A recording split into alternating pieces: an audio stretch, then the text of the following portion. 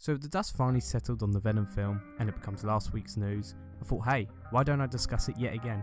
Seems like a good time to. So firstly, let's talk about Venom's reception and box office numbers. Venom smashed it at the box office, currently grossing a total of $460 million worldwide on a budget of $100 million. And Venom also had the highest October opening weekend ever.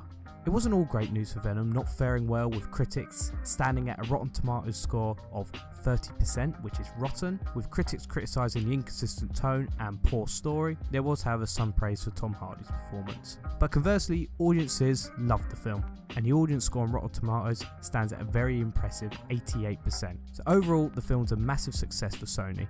Venom has been positively received by the fans and most importantly has dominated the box office, paving the way for a sequel. Overall, I didn't enjoy Venom. I felt the story was incredibly bland, the tone was jarring and the villain was completely lacking depth or any interesting aspects. But I am looking forward to the Venom sequel, which I am sure will be getting very soon. Hopefully Sony does listen to some of the critics' complaints and learn from them when making the sequel. Of course Sony will probably not change much or anything at all due to the fact audiences love the film, but I do hold out some hope the tone of the sequel will be addressed and will actually be consistent throughout. But I'm not making this video to discuss the sequel. I want to talk about the big mistake made in Venom and how changing one plot aspect could have really changed the film and helped the plot to actually make some sense. So what I want to talk about is placement of characters in Venom. So I'm sure we've all seen Venom and know what happens, but just as a reminder, Venom reattaches himself to Eddie and tells him he has become to like Eddie, and on his planet he is a bit of a loser and doesn't want his fellow symbiotes to come to the planet, so is now willing to help Eddie to stop Riot and essentially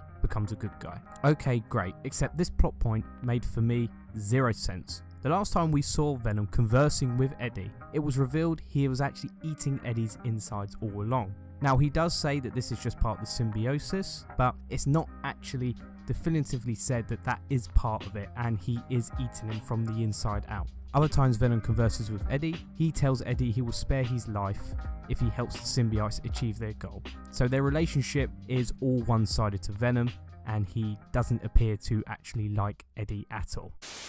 Outstanding! Now, let's bite all the heads off and pile them up in the corner. Why would we do that?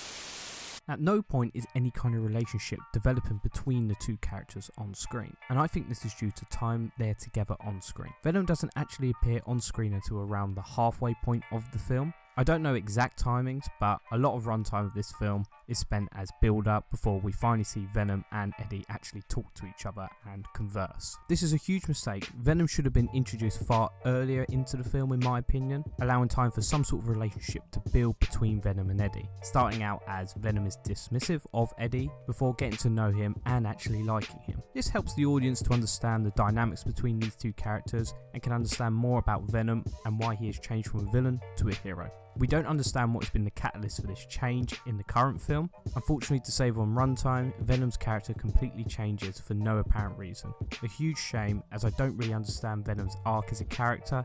It just seems the writers will change character motivations when the story needs them to do so, which is completely lazy writing. But hey, I mentioned placement of characters. Now this one change could easily improve the film and help Venom's character arc. So at the start of the film, the spaceship carrying the symbiotes crash lands on Earth, and one symbiote manages to escape, Riot. Riot proceeds to spend 6 months, yes 6 months, making his way from Malaysia to San Francisco, killing a few people on the way. Now the flight to San Francisco from Malaysia takes around 20 hours. So firstly, why did it take Riot so long to get to San Francisco? And second of all, what was the reason of having Riot in Malaysia, making his way to America? That subplot served no purpose to the story and was simply put in there to show some action scenes and show off Riot's power set. Now here, in my opinion, is how you improve the film and add some much needed depth to Venom and the film's villain, Carlton Drake. Copy! Alright, have it your own way. Mask! Copy! Firstly, have the spaceship crash land in San Francisco and have the symbiote escape still, but this time have it be Venom that escapes. The spaceship crash could be a huge PR disaster for the Life Foundation, killing civilians and seriously affecting the company. Carlton Drake can still be a somewhat delusional character, believing he can play God, attempts to generate some good PR and has an interview with Eddie Brock, who is told by his boss to do a puff piece about Carlton Drake to help drum up PR. But Eddie, looking for his big break in journalism, doesn't go for a puff piece editorial and asks the hard-hitting questions, becoming a huge success and ruining Carlton Drake's company in the process. The plot could have Venom making his way to the Life Foundation to rescue his fellow symbiotes and come into contact with Eddie, as Venom is hungry and seeing an opportunity to become hugely powerful with his other symbiotes locked up, binds to Eddie, who begins a path on self-destruction with the new power he has obtained. So now we are still early in the film, and Venom has attached himself to Eddie, allowing for us to spend more screen time for their relationship to grow. Eddie has met with Carlton Drake, and in a sense ruined his career, filling Carlton Drake with rage and seeking revenge against Eddie.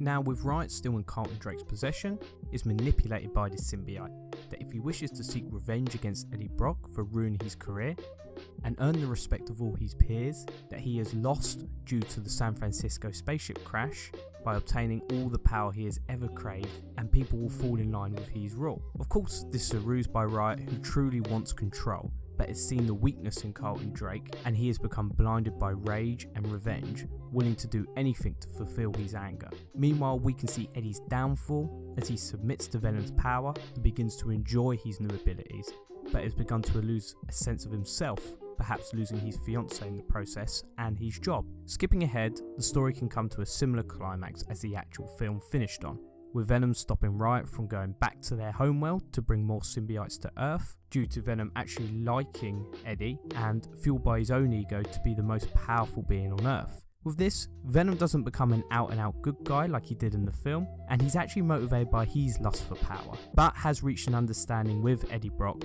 and their relationship is not fully formed, and there is some tension between Eddie and Venom, and we wonder whether Eddie can actually trust Venom, but because he still enjoys their power so much, he is willing to go along for the ride with Venom and be attached to him still. I think this adds so much more depth to Eddie Brock and Venom's relationship. Instead of them now being best of buds like the film ended, they are beginning to understand each other, but they have not fully trusted one another yet. But due to their lust for power, they are willing to be attached to one another for now. But there is always a lingering sense that Venom could one day break the unspoken agreement between the two of them. Carlton Drake also, in this alternate storyline, would have some much needed depth. He was written in the film as just a bad guy. There was no reason for why he was bad. He was just a bad guy for the film, no more to it. At least with this version, there is some reason behind him being bad and actually having a personal vendetta against Eddie Brock. We can see him manipulated to becoming Riot, and he can be somewhat of a tragic character instead of fulfilling the purpose of a bad guy for a film. So this is what I mean by placement of characters. Having Riot wander around Malaysia for 6 months on his gap year served zero story aspect. Venom's aim was to get out of the Life Foundation, whilst Riot's aim was to get into the Life Foundation. So starting the characters the other way around is pointless because it served no story aspect at all. We didn't learn anything about the characters whilst they were on the journey from their respective points. So it is much easier to start the characters where they need to be to bind with the characters they need to for the story. So that's my thoughts on a story aspect which could easily be changed in Venom. It's kind of a plot hole in my opinion. I think if they went with my idea, which is of course the best idea, it could have added some much needed character depth and screen time between Venom and Eddie Brock, whilst also fleshing out the character of Carlton Drake in some way instead of just having be a bad guy with little understanding to his actual motivation. But hey, what do I know? Perhaps this story idea would not fare well with fans and they would call me a fool, but I think it's a good idea, so do let me know, what do you think? Do you think it's a good idea? Do you think it needs tweaking? Or do you think it's just an outright bad idea? I'd love to hear your thoughts, and as always, thank you for watching.